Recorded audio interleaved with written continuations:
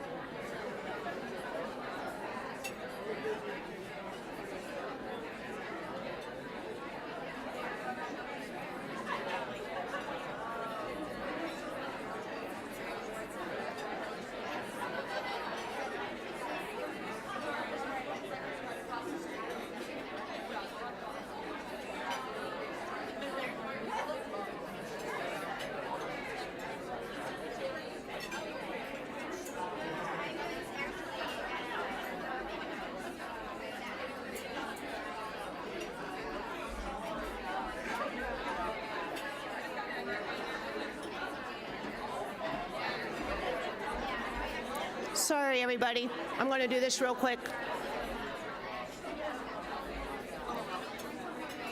I'm sorry to interrupt you again, but we're going to do our raffle. All guests who put their information in here, we do a raffle for our guests, so I'll do that real quickly. Sorry to interrupt.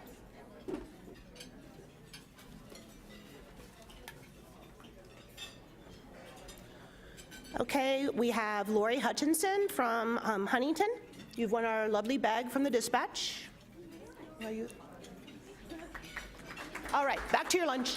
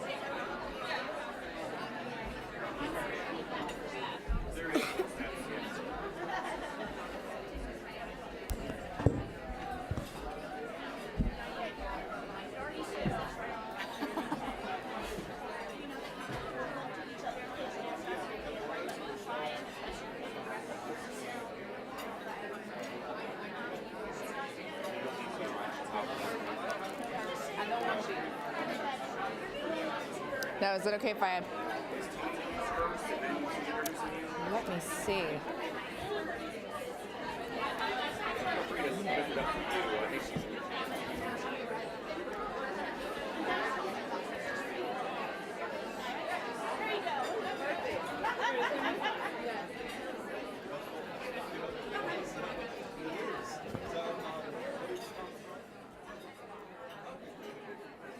Are we doing the introductions first, or are we jumping right in? There's going to be introductions first. There's some announcements, and then they'll introduce each of you, and then I think I come up. Okay, cool.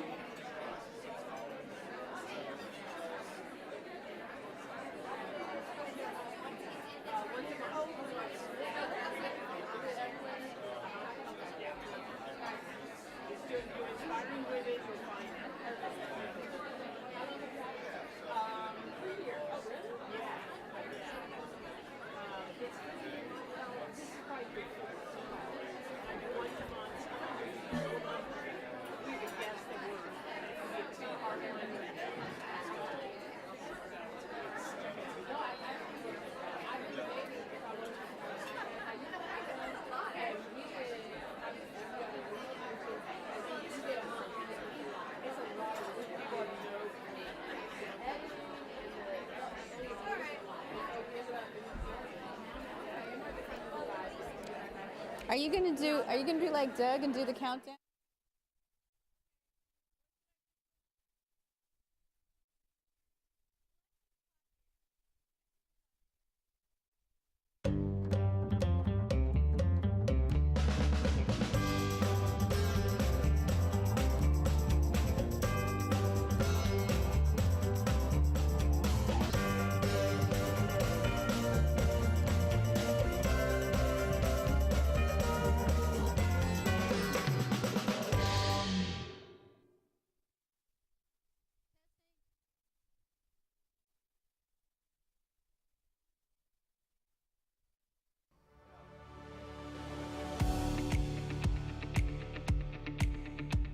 The Columbus Metropolitan Club was founded in 1976 by 13 women leaders who wanted to be included in the community conversation.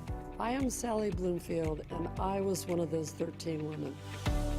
Having been left out of men's clubs that focused on community issues, it was a priority for us to make the club 100% inclusive. Today, CMC presents public policy forums every Wednesday at lunch with average attendance of more than 200 people. I'm Tony Bell, and I frequently attend forums, which are open to everyone and present relevant, current, and newsworthy topics.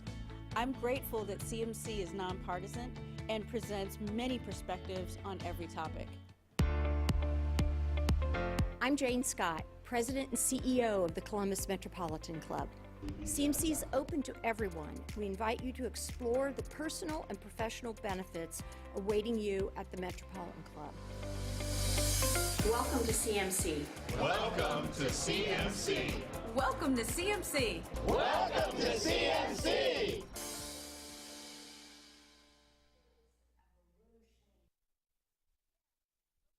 Photographer that's doing it. Good afternoon, and welcome to the Columbus Metropolitan Club. Give us a big round of applause. Founded in 1976 by 13 visionary women leaders, CMC's mission is to connect people and ideas through community conversation. From its beginning, CMC has welcomed everyone. Hi, I'm Tony Bell. I am the president and CEO of Phoenix Consulting Company, a boutique IO psych firm that focuses on current and emerging leaders. We help them rise. I'm also a member of the CMC Board of Trustees, and it's a fun place to be. So for all you visitors, if you get a call from me, answer the call and say yes, yes to membership. Let's begin by meeting our newest CMC members who either got the call from me, Lainey, or one of our other committee members. Let's give them a big round of applause at one by one. Dave Dittmars with Critical Advantage Corporation. And next, Connie Gallagher and Margaret Pomfret with Ohio Dominican University. And next, Christy Willis with Amplify Bio. Next up, Aja Davis or Asia Davis. You'll correct me later, and one of these might be right, so you'll thank me later. And Boomer Schmidt with the OSU Wexner Center for the Arts. And next up, well, believe me, we've got 4 more lines to go. Chad Paul Fry with Call Management Resources. Samantha Delbar and Paul Orban with BHDP. Woohoo! And next, Pedro Mena and Shannon Walder from Columbus Academy. And next, finally, last but certainly not least, Karen Hughes, and she's so special that we're all just gonna give her a big old round of applause because I don't know where she's from, but the good news is she's here with us together.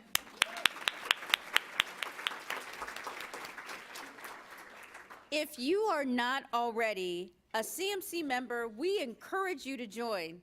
It's easy to do through CMC's website. And please also take a moment to look at the back of your forum flyers. You'll see all of the organizations that provide nonprofit Columbus Metropolitan Club with half of its annual revenue. And leading by example, I'm so proud to say that my company is also part of that joy. So to join this list of generous sponsors, please see Jane Scott, our amazing leader, or Lainey Cuthbert, who is walking by that camera to welcome people. This is awesome. Today's forum is CMC's annual Mary Lazarus Legacy in Civic Engagement Forum. So today's a super special day. We're celebrating women in society. Mary Lazarus helped to found CMC in 1976, and we celebrate her legacy with today's program. Thank you, Mary!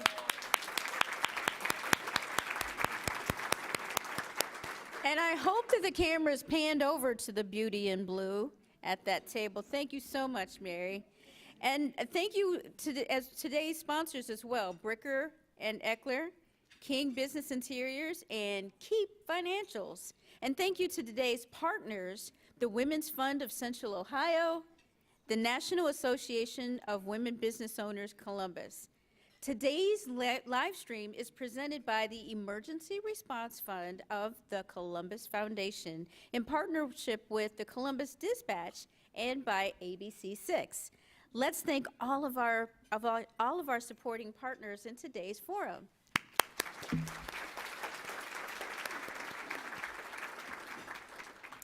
Women entrepreneurs have long been a vital part of the world's economy, but they still make up fewer than 20% of American businesses. But who runs the world? Girls. Today's forum will spotlight the challenges being faced and overcome by leading women entrepreneurs and changemakers right here in Central Ohio. So on behalf of today's sponsor, Bricker and Eckler, please welcome our board member, Joelle Kuzam, to introduce today's panel. Knock 'em out. Thank you, Tony. Bricker and Eckler is proud of its legacy in not only supporting women at our firm, but also helping female clients achieve their goals. Women are helping make big changes in Central Ohio's school districts, boardrooms, and factories, and we couldn't be happier than when we are helping them succeed. On behalf of our co-sponsors and Bricker, Please help me in welcoming today's wonderful panel. Chevonne Harris, who's the founder and CEO of ThriveIN. Betty Collins in the middle, director with Brady, Ware, and host of the Inspiring Women podcast. And to my far left, Purba Majumder, who is the CEO of Cybervation Incorporated and the founder of Cool Tech Girls. And our host today, Stacia Naquin, news anchor with ABC 6. You can learn more about today's speakers in your forum flyer. Stacia, we look forward to today's conversation.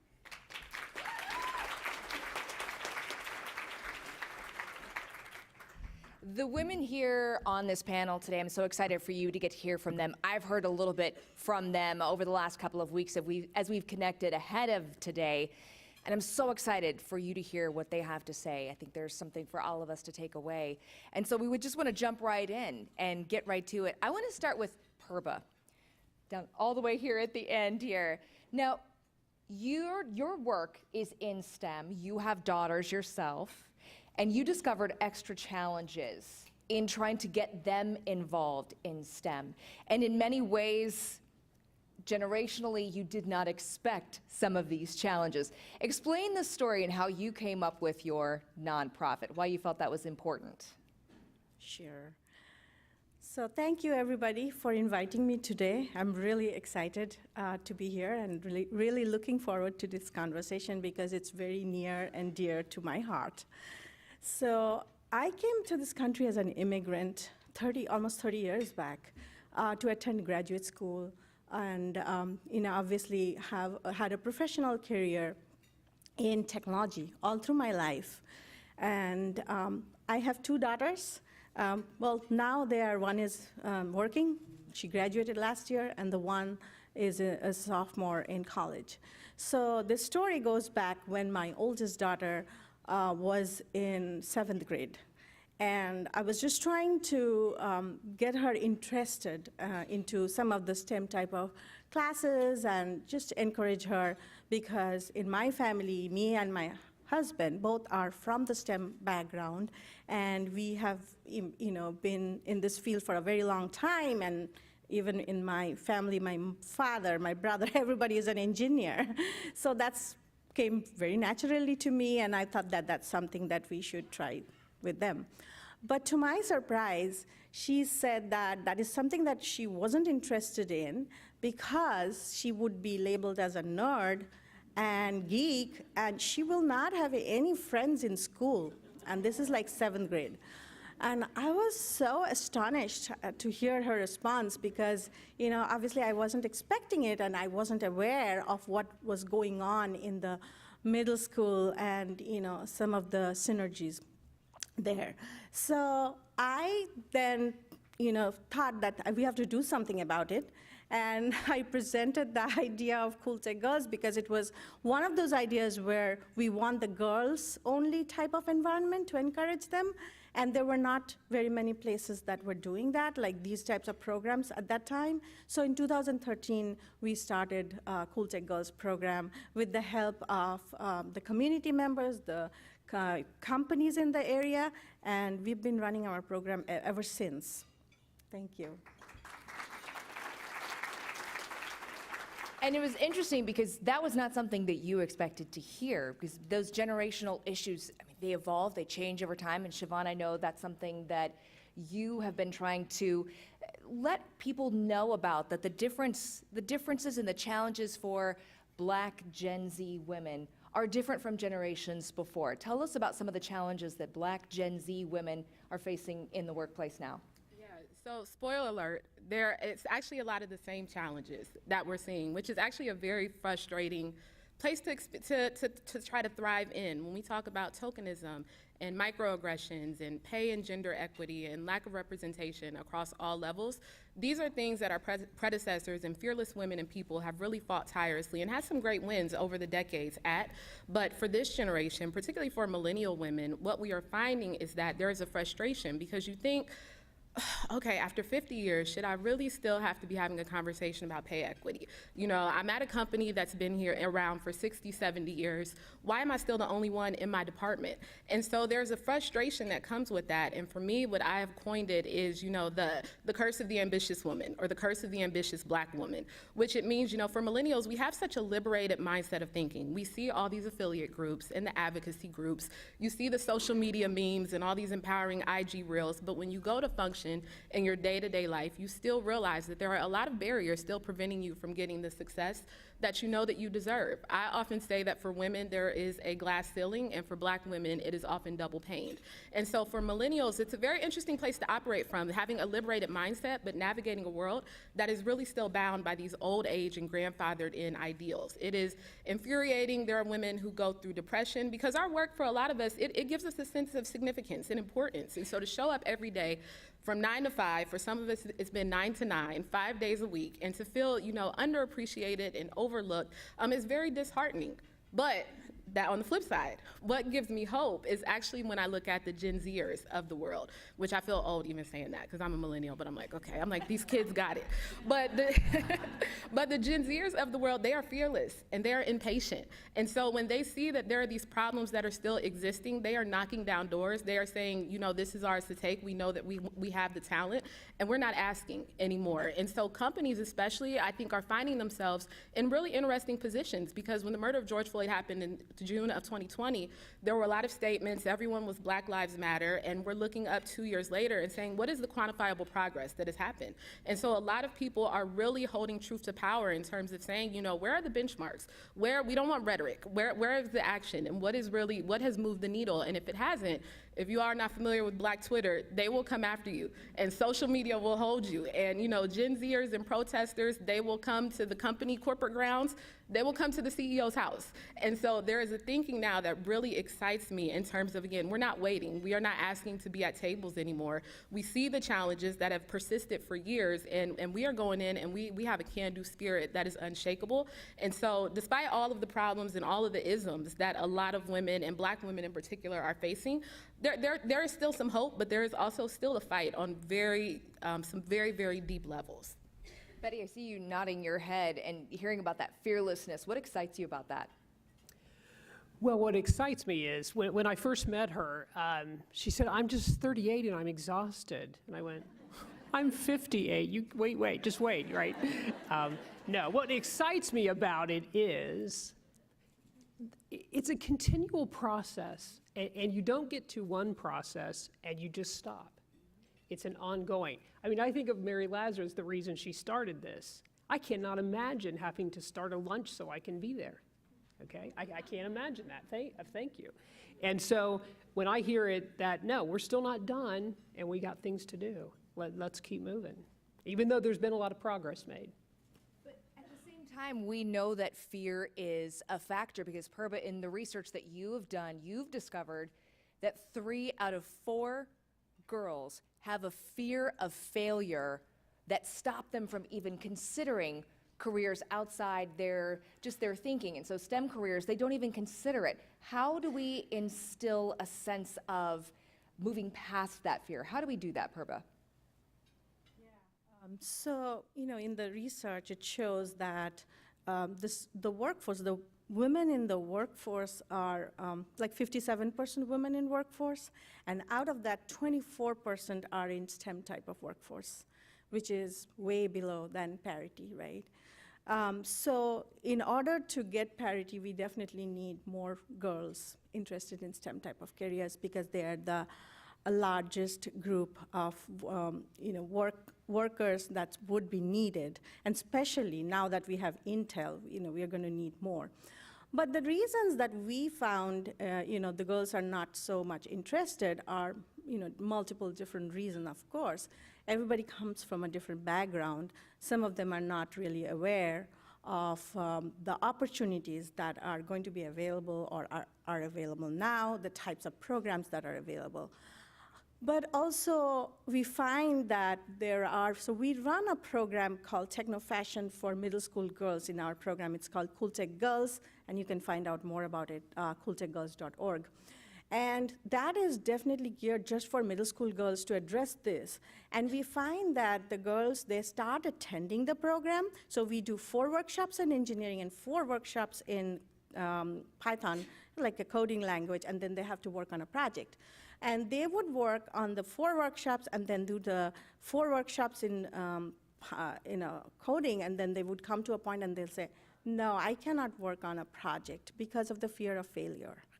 Because they don't want to, not have that type of a situation where they were not able to be successful in creating a project, to speak about their project, and all of those things, which is very disheartening. And this we find even with the parents. Some of the parents are saying, no, my daughter cannot do this because they're not ready for it, they cannot do this. So the fear of failure is something that we need to address with our girls, our family members, our neighbors, with our community. Everybody around us should be talking about this, because if you talk about coding, the way I look at it is there is no single way to get the code working the first time. It is very basic to this whole process where you try and try and try and try and fail, and you try but do not give up. So that resiliency has to be built in, that is a character that we need to develop with our girls from early on, from elementary school, middle school, because high school is too late. So that's why we need to have them, introduce them to these programs, like STEM type of programs, even if that's something that they do not pursue. Because I don't expect every girl to wake up in the morning and say that, this is what I'm going to do. But at least give it a shot. Try to find out what's out there, and then decide that this is not for me. And more, even if, there is such a misconception. People think that STEM means, I'm going to be coding Java in front of a computer the whole day. But that's actually not true. Every job that we have in this workplace, it relates to some technology that we use, whether it be HR, whether it be, staffing, it would be like programming, any type of industry, manufacturing, healthcare, everywhere we use technology, whether you are coding or you are using the product, right? So to become aware of what's out there, how I can be a part of that workforce, and to have them, think about those things is really important. So we introduce them to more mentors, more role models, so that they don't think that they are the only ones that, is out there doing this thing, and they think that this is not for me. That's not, something that we should be. That there has to be more awareness, and we all can play a part. I think we can all make an impact in this regard. And because you see Intel coming to Columbus, there is going to be more jobs in this, in the STEM type of field. So the sooner we get them ready, the better for all of us and for them. Very true, and that resiliency is so important. Encouraging each other is important as well. Betty, in your Inspiring Women podcast, you talk about the importance of using our circle of influences and those venues that we have access to build each other up. But it's not so simple. Why isn't it? It feels like it should be simple to build each other up. Why isn't it simple to build up other women? Right. So one of the reasons I did that podcast was because there's 2 problems, well, there's 3 reasons why we don't do this as well as we could. But the first one really is, we don't see ourselves as the influencers. We don't think we are that circle of influence. We don't see that. We're everyday, we're not Oprah. Very few people are. And you are the influencer, and I don't know that you see that. And so I try to get across to women, you have something you can influence, which means you'll lead and people will follow, or you can have impact. So that's one of the reasons I think it is that we don't see ourselves as the influencers. I mean, look at your table, and you're going to go, who's the influencer at the table? You all are. Because the second reason is we all have a story. We all have a story. We all have it's your journey, right? And when I first started the Women's Initiative in Brady, Ware, I started telling my story to this group of women that I didn't really know. I had just come in and merged in as a partner, and we had our first Women's Initiative conference with all 4 offices, and we sat in this room, kind of like this, 44 of us, and I thought, well, you really don't know me, and I'm going to tell you my story. It's not really a big deal. And so I'm starting to tell them, because they see me in a room with 26 men, and there's 2 of us who are women. I'm just like, it's just my story. I got there, I worked really hard. And they sat and really listened, and then they wanted to know more. Now they wish I would probably not tell my story all the time, but that's okay.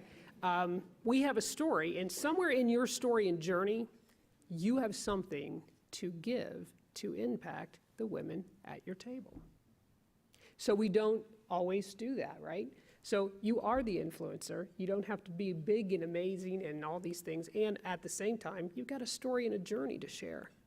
I mean, I think of Sherry Jones. Sherry Jones, raise your hand. She's the president of NABO this year.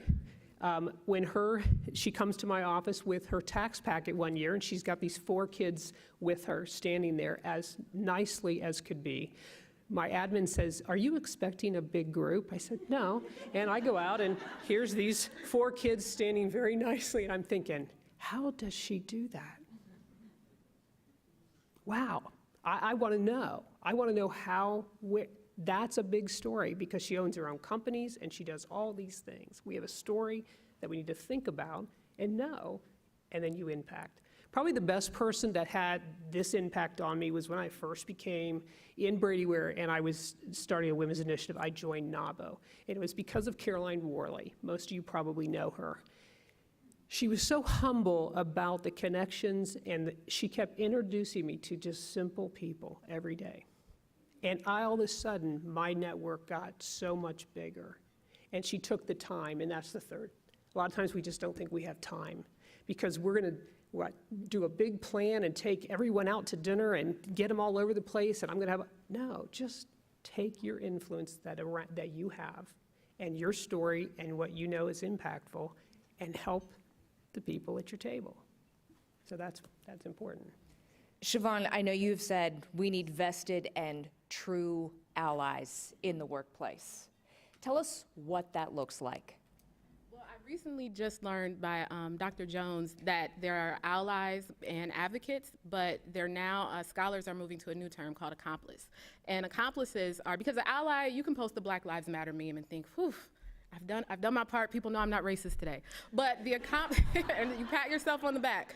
But the accomplice, it's a verb. You are an active participant in helping your counterpart get the equality that we know that we all as human beings deserve. And so what that looks like is, if I as a Black woman am speaking to my superior and making factual claims about why I deserve a raise, then you as a white person, woman, man, whatever, are you holding your leadership accountable and saying, hey, Bob, I'm just curious, what does the pay equity scale look like among our employees here at the company? That's something that your employer should be very open about having a conversation with, if this is somewhere that is truly vested in creating an inclusive workspace. And so, again, the rhetoric is great, and it is welcomed, and I think it has gotten us to a point, but we are also at a point where we need action. And we you know, people of color, we can't be the only ones, and women can't be the only ones. You know, it is a marathon, and the best marathons are run not by yourself, but we are passing the baton. And so what I'm expecting, and when I tell people we need allies and advocates, is I can't be the only one tired who is here fighting the good fight. Because let's also be honest, when you empower the minority,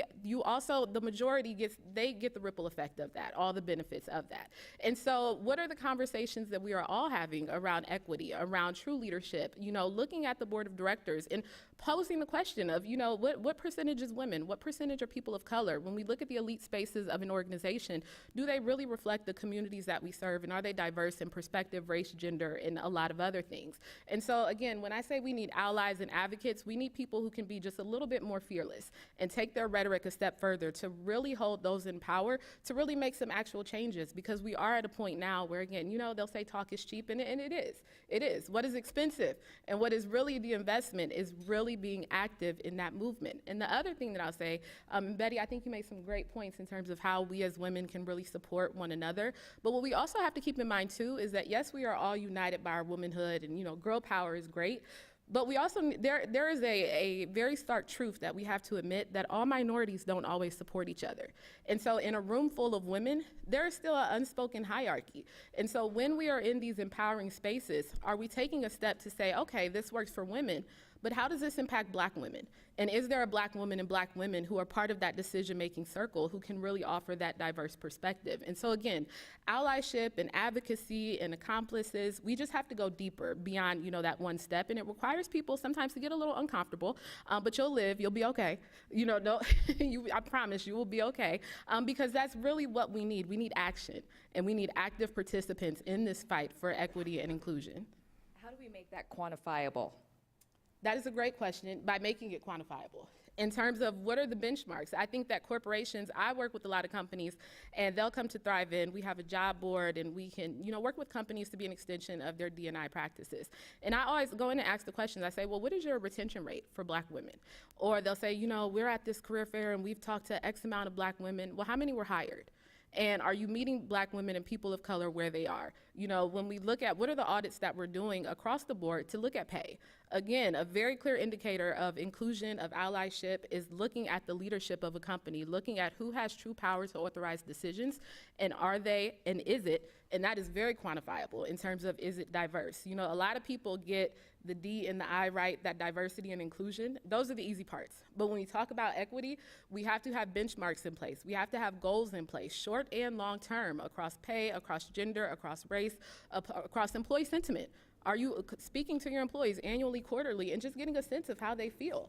And what does that look like? And the great thing is there are templates out there, there are scorecards out there, there are companies who are doing it right, there are amazing consultants who can help companies do it, but it has to be quantifiable because, again, we can all talk, but who really knows where that goes? Purba, when it comes to diversity in STEM, what are the conversations happening right now? Not just about getting girls, but getting women of color and getting everyone involved. What are the conversations happening?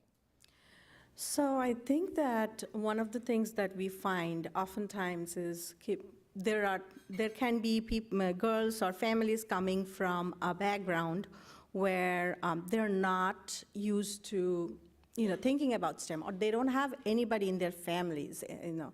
And that is a group of girls, you know, we work with, and we try to talk to them about that this is an opportunity for them. Let's look at this as an opportunity. And there has to be more talk about that with those groups of people. And that's because, you know, their parents are in a different industry. They probably do not know what the future looks like or what the opportunities might be in that field. And so that is, and even, you know, in my business, you know, we do staff augmentation. We're constantly looking for women in IT. We do healthcare staffing, we do IT staffing. But in healthcare, it's much easier. It's mostly women, honestly, because we do RNs, LPNs, and NPs. But in IT, we try to seek them out, but there's not that many. And that's a real problem because women, when you talk about diversity, why it's important is that people coming from diverse backgrounds come with different kind of perspectives, different kinds of mindsets. And when you have a field, when you have like any workplace, when you have all these people express their ideas, you are going to have more opportunities, more options, better solution that's going to be better suited for everybody. So that's the importance of diversity and inclusion, and having people from different backgrounds, whether they're immigrants or whether they're minorities within this country. Everybody has got a different way that they grew up, so they bring those values, those things to the table that somebody over here might not even think of. So that's the importance. Betty, in your podcast, I think this topic is really important. You've discussed keeping emotion out of difficult conversations and how this can be an especially important topic for women. I know if I feel really passionately about something, it's hard to keep emotion out of it. So tell us about the power of tell me more. So what I find is, you know, and I'll just be honest with you, I'm either like, so no confidence and I'm over here on this end of the scale, or hey, I'm Betty Collins. so Either one of those spectrums, if you have people like that in your life, it's exhausting, right? It's exhausting. I am an exhausting person, I will tell you. So when I'm frustrated with conversations that don't go well, or I don't get the results or the impact, sometimes it's because my way that I navigated through that conversation was more on emotion than my end result of what I wanted, right? These are the end results. So in February, my husband has a birthday on the 29th. And it's a big deal because it's a leap year baby, right? And it's a big deal. And so we had these long things and on and on. And this year, I just said, I know I need to do this party. I need to have the kids. I need to pick up my mom. I need to do all, we do this as women, right? Instead, I said, why are you, it's 2 o'clock in the morning, I'm having the conversation in my head. And I said, why am I doing that? And so I got up and I said, we're going to go to dinner. We're going to have a really nice steak. And I told my children, who are adults with jobs and on their own, if you want to acknowledge your stepdad, great, do what you got to do. And Mom, we're not having a party. I took all the emotion out of it. That weekend came and went. Everyone survived. He was happy. He had his steak. It all worked. That's a very simple example.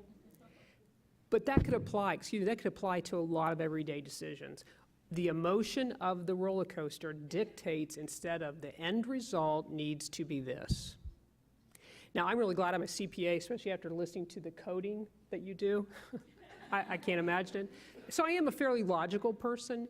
But common sense and logic in your decision making, not will you only might get the outcome and put the drama and the emotions over here, you're going to probably be perceived differently.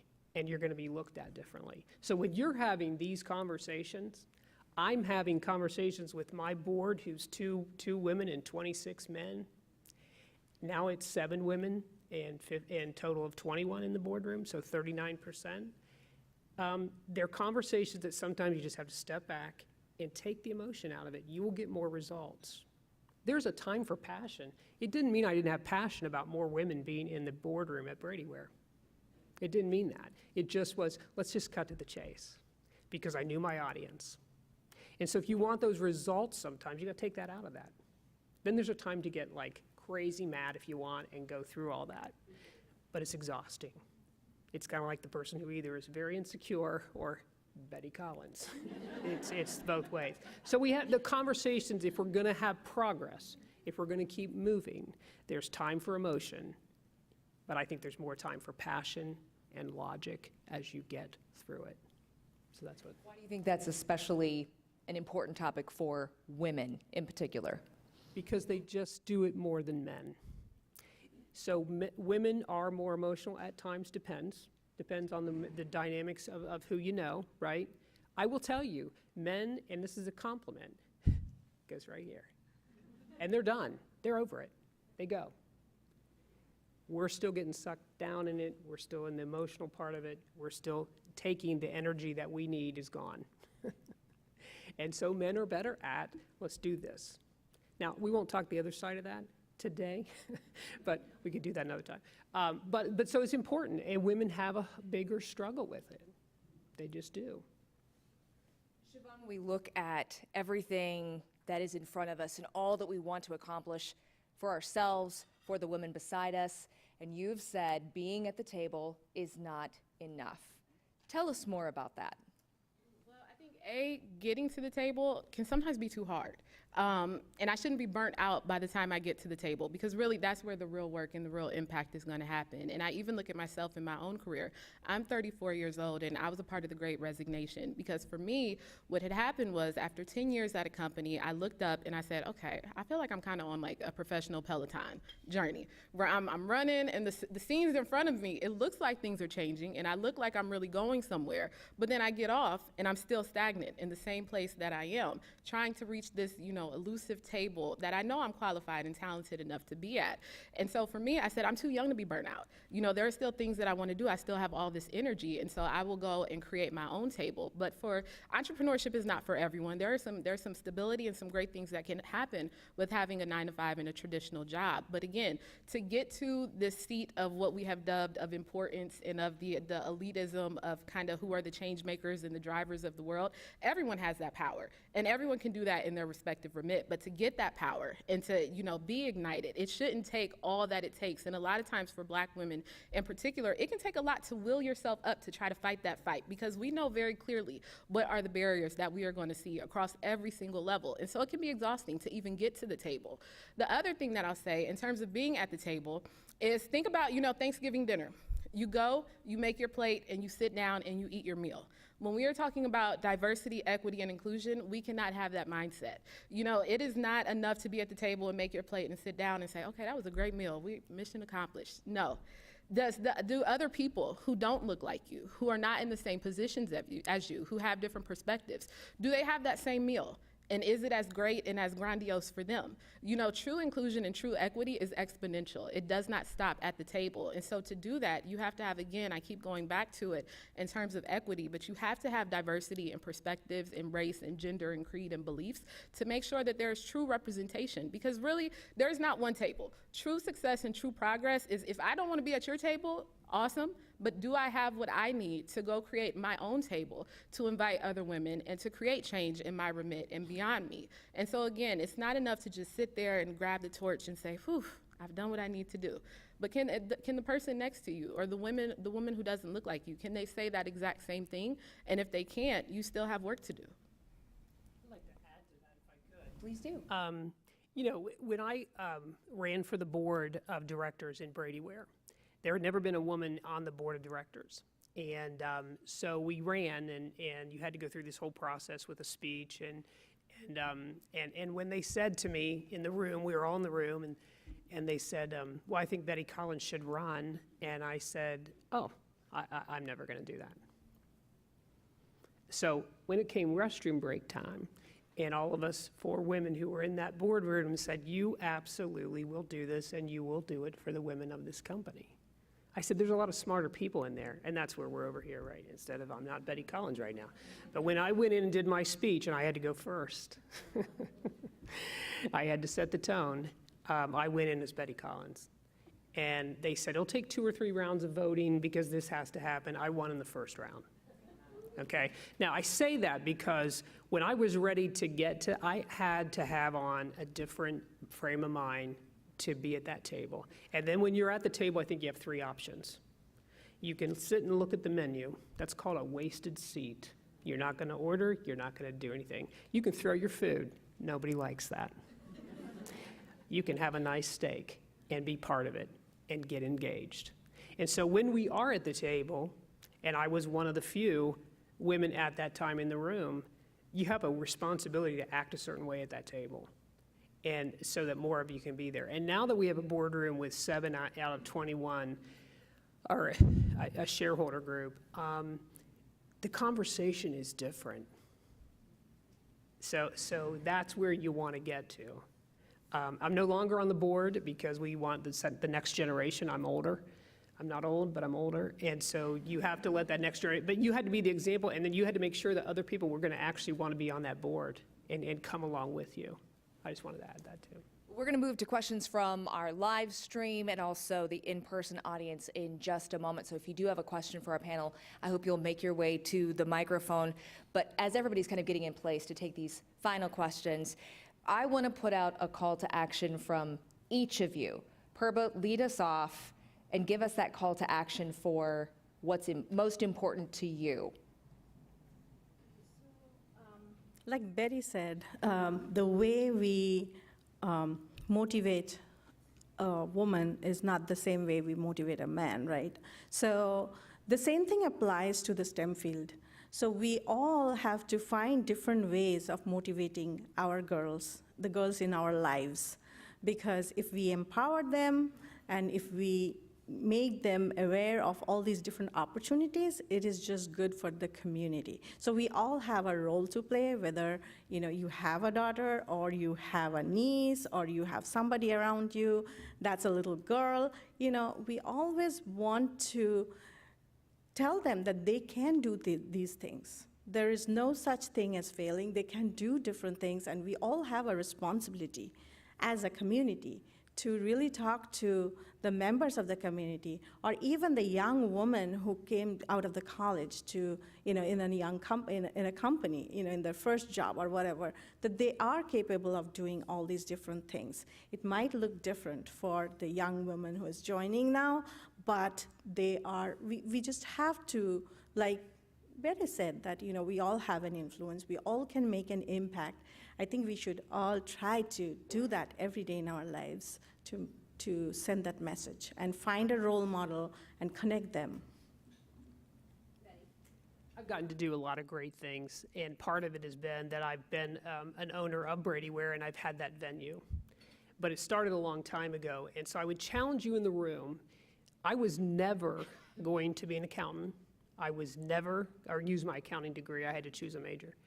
I was never going to get my CPA license. I was never going to be a business owner because I wanted somebody to give me a check. I didn't want to sign one, and I would never work for a larger company.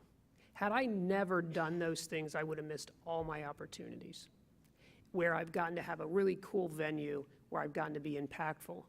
So when you say to yourself, I'm never going to do that, you're missing an opportunity.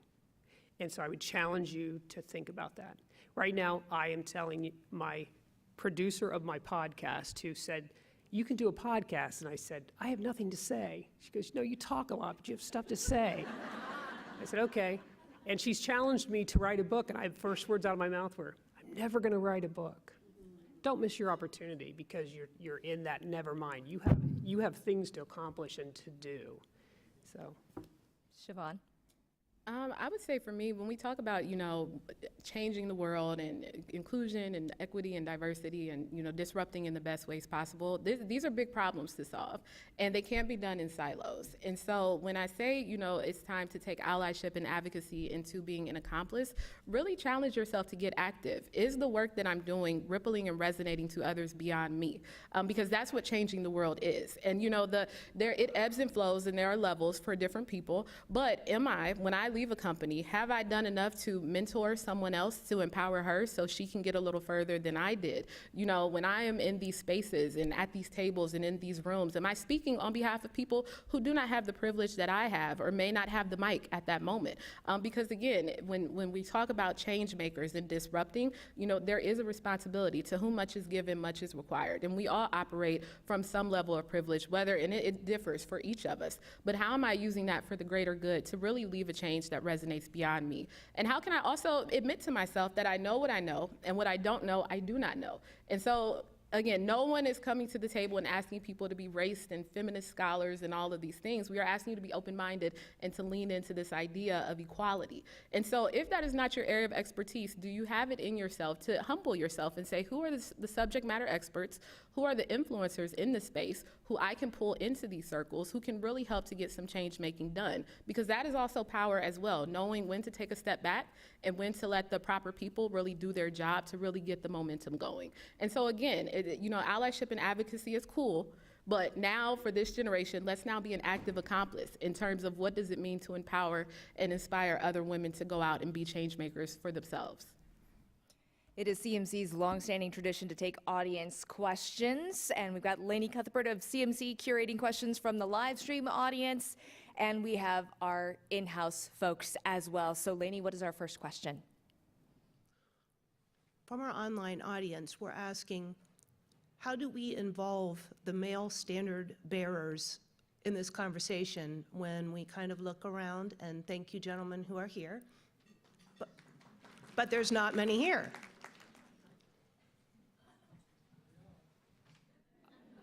I can tell you right now that in Brady Ware, without a women's initiative would have never happened without the men on that board saying, yes, we're all in.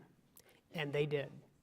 And so they were partners. I mean, we joked around about it, and when I first was doing this, the co-CEO said to me, and he caught himself because he said, well, yeah, you're just so, it's like, I said, you don't see me as a woman, I don't see you as a man.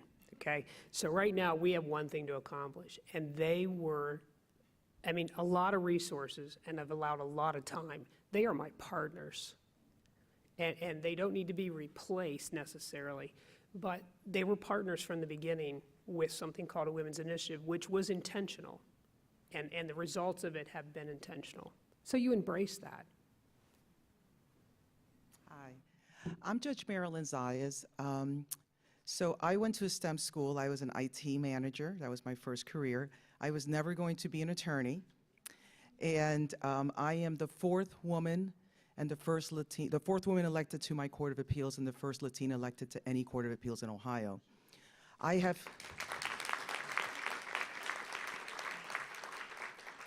have never experienced bias as I have as a judge. And I speak a lot to young adults. And one of the questions that in the last year I have gotten the most is, what do you do in order to not lose your bearings? And I have my answer for that, but I want to get your answers for that. I think that community comes into play with that, especially when you are the only one in certain places. Who are, what is your sisterhood? And what is your tribe? Who are those people around you who from 9 to 5 you have all of this, who can just reaffirm you and ground you? I think that that is so important. And even in settings like this, that we really lean into that idea of womanhood and sisterhood and just empowering one another as before even we go out, so we can all get grounded in our why. I think is very, very important. And then also just day to day, remember your why. Because a lot of times it's a lot bigger, and that reason of why you even got into whatever the industry is a lot bigger than the challenges before you. And a lot of times you're fighting the good fight to end the challenges for the next people who come behind you or who can come up alongside you or that you can pull up. And so again, you have to get rooted in it's a daily practice. Sometimes it's an hourly practice, depending on the meeting that you've had, to just reaffirm yourself and remember your why. And again, get sisters and women around you who, if you forget, they are tapping you on the shoulder in the group chat and they're saying, no, you got this. Don't listen to what these crazy men are saying or whomever is saying this. You can do it. You know you are talented. You know you are qualified. Because I truly believe that no one can hype another woman up like another woman. And so that, I think, will really help. And it's like a breath of fresh air when there's just so much kind of combating a lot of that. My mom always said, when you can't get it together, false cheer is better than real crabbiness. Put your smile on. And I've done that many times when I just can't get my bearings. There we go, right? And sometimes it just pulls you out. Don't live in denial, but sometimes it pulls you out. I was in radio and television for a long time. When I graduated OSU in 1964, I got a job at a TV station in marketing. When I was pregnant 2 years later, I was told, you can't work when you're pregnant. And there really weren't any women who were having children at that time. 13 years later, I went to work for another television station. There were not that many women. As we look around now, and I don't know whether it's your activism or whose activism, but there aren't any laws that say there must be women in television on the air, but there are, and most of them are very good. Now I see that the NFL owners have passed rules saying they must have somebody of minority qualifications on their boards, in their management. Will this help women and people of color, or is this just more talk? I think that it helps, but I think the fight does not stop there. I think that that is often what can kind of prolong the journey and the fight to getting us really into the equal representation in these spaces, is we say, okay, we have one. We have potentially our first Black female Supreme Court judge. Whew, we're done, which is awesome. And I'm so excited for that. But my heart also goes out to her sometimes because, as some of us know, being the only one, there's a tremendous burden that comes with that. There's a lot of stress that comes with that. And you have to reaffirm and encourage yourself daily a lot of times because you are, to no fault of yours and you didn't ask, but you're carrying the hopes and dreams of so many other people. And so that idea of lifting and reaching as we climb is more than rhetoric. It's truly important. And so I think that if we are the women to get into these spaces and to get on these boards, it is our responsibility to say, how am I paying it forward? And also, how am I looking back? and bringing other people alongside with me. And so again, I think that it is great and it is very important, and I do count those as wins when we get in those spaces, but we also have to be very clear. These are century-old issues that will not be solved in just one appointment or one, female board of director. And so the fight does not stop. And so we have to keep challenging those in positions of power. We have to keep having conversations with people who don't look like us. And, just continuing, the marathon continues, in the words of Nipsey Hussle. It is an ongoing fight, but it is a step in the right direction. So I want to pick up a little bit on the question that Lainey asked. I'm Jane Scott with the Metropolitan Club. I started my career in 1975 for an agricultural company, and I was the first and only woman that they had hired with an ag degree. So I understand, Betty, understand where you're coming from. My biggest champions in my life have been my dad, my brothers, who I grew up with, who made me tough, and my male bosses, who had a stake in wanting to see me succeed because they took a risk in hiring a woman. I just get really concerned, and I want to know the answer. How many of our women's organizations have men on their boards? Because I think in order for us to be using the 50% or the 100% of the resources that we have to turn around and be mentors to younger men as well as just younger women, because they can learn a great deal from us about how to work with their women colleagues. And I have a couple of young men that I consider mentees, and I learned so much from them. So just curious about your comments about some of those things. So I have a similar experience when I was working in the corporate world in the field of technology. At that time, there were not that many women. Like nowadays, you see more. All the people in my team were male members, but it never occurred to me that they were men and I'm female. They're friends to me. And they helped me so much throughout my career. So that's another thing to keep in mind. It's not always like, I'm a woman, so I'm different, but also to think that I'm equal. I can do these things. I can learn from them. They can help me. So they can also be the champions. They can also be the, sponsors. And that is so important. Even with young women, the dads and all the other male members in their community, in their network, play a big role because they look up to them and they listen to them. So it's very important that the male allies or whatever we might call them, they play a big role in our lives. One final question. Thank you very much. I'm Mike Davis with Junior Achievement here in Columbus. We work with 30,000+ young people a year. Half of those are young women. One of our programs is 5th grade, where young people apply to be CEOs and CFOs and run businesses. We have a dynamic where often women and people in lower socioeconomic situations don't even apply to be the CEOs of these businesses, because they don't feel that they're ready or able. And I wanted to pick up on Purba's point about we've got to go early. So many kids have their own view of themselves by the time they're in 8th and 9th and 10th grades that they often check out. So my question to you is, what was the moment when you saw that you had it? And then just to echo the point, please work with young women way before they get into their careers, because we need to do this much earlier than we have been. I had two pivot moments probably. One was when I was 14, and my mother looked at me and said, she babysat kids in the house. That was her job. She did not get to go to college, kind of her choice. And she said, "You will not do what I've done." I said, "Okay." And everything was very logical. So I got that logical conversation from my mom's side. She said, "So you're going to go to college, and you're going to do something that will get you a job. And here's a work permit. You need to fill this out because college costs money." I will never forget that conversation, because I just thought, oh, I've got to pay for college. I mean, I got to get this going. I'm 14. And so I thought, okay. She laid it out in such simple terms to me. I was 14. And I worked for what I call the Five Guys. I'm going to do a podcast on it, but probably at the end of my career. I don't know how they'll like it. But I worked for 5 different men, and they were all champions of me. And women, they saw in me what I didn't see. Shame on me. Because they directed me in great paths, did nothing wrong. But if I would have seen it, what would the path been like? So then, that was 14. Now I'm 38. And I'm like, this is my path. And so I'm glad my mom had a very direct conversation with me. And the first company I worked for, I was the only woman. In every retreat, it was a big joke that I was the only woman in the room. I didn't even think about it. I go to my next place, I'm the only woman there. And I've been there since 1988.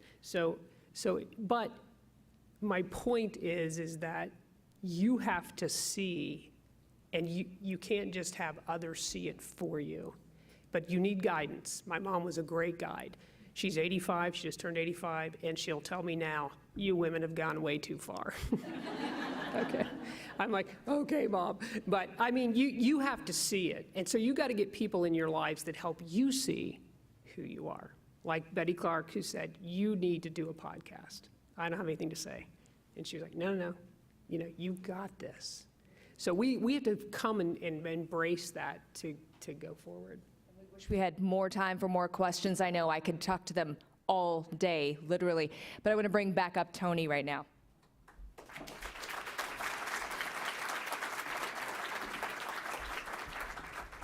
Well, hey, everybody. I want to say thank you on behalf of the CMC, a big thank you to Chevonne Harris, Betty Collins, and Purba Majumder. I hope you found today's forum informative enough for you to engage with intention and support women entrepreneurs and change makers. I learned that it's important for us all to be allies, advocates, and fearless accomplices, and to see yourself as the influencer willing to say, tell me more, and be willing to do something about that more that you've been told. Kind of like following in the footsteps of Mary Lazarus and team. So please join us next week. Please join us next Wednesday for Changing Demographics.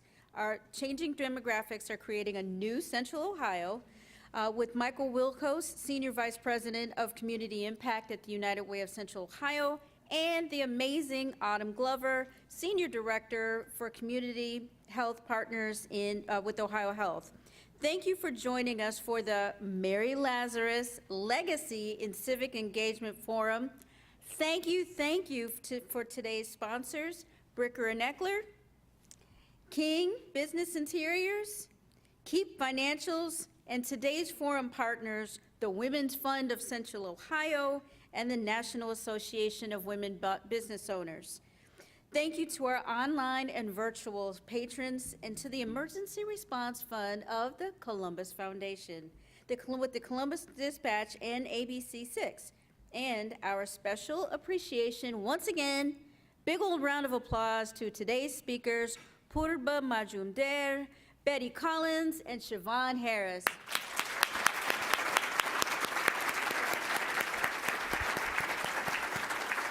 Thank you for joining us. We could not do this without each and every one of you because we are better together. We look forward to seeing you next Wednesday as the Columbus Metropolitan Club presents yet another vitally important community conversation. Have a great day.